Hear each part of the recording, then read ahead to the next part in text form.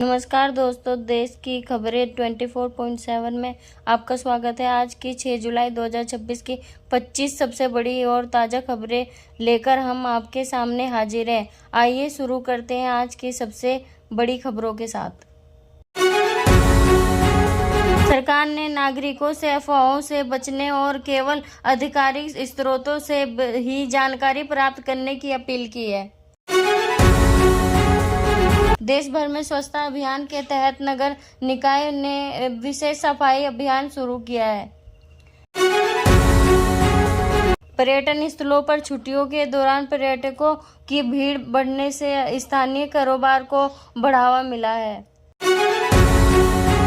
कई राज्यों में सड़क निर्माण और एक्सप्रेसवे परियोजनाओं पर तेजी से काम जारी है। देश में साइबर अपराधों पर रोक लगाने के लिए पुलिस और साइबर सेल की निगरानी बढ़ा दी गई है। खेल जगत में भारतीय खिलाड़ियों ने विभिन्न प्रतियोगिताओं की तैयारियां तेज कर दी है और कई महत्वपूर्ण मुकाबले जल्द होने वाले हैं।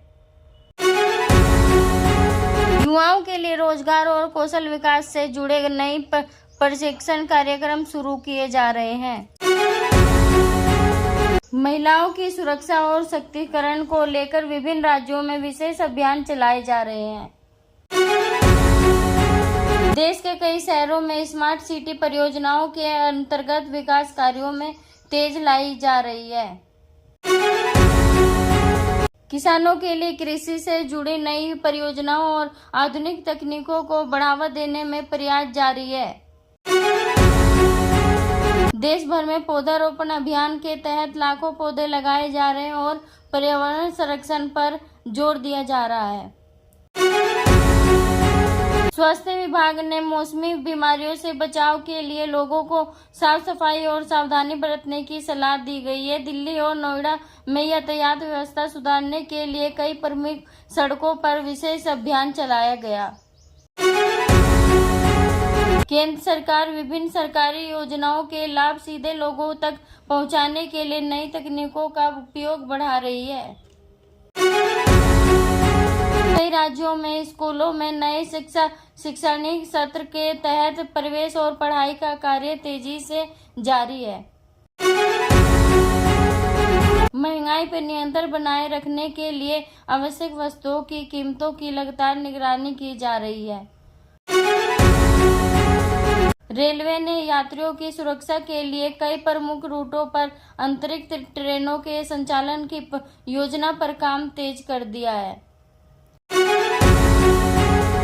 देश के कई राज्यों में बिजली की बढ़ती मांग देखते हुए बिजली आपूर्ति व्यवस्था को और मजबूत करने की तैयारी शुरू कर दी गई है। शेयर बाजार में उतार चढ़ाव के बीच निवेशकों की नजर आने वाले कारोबार सप्ताह पर टिकी हुई है।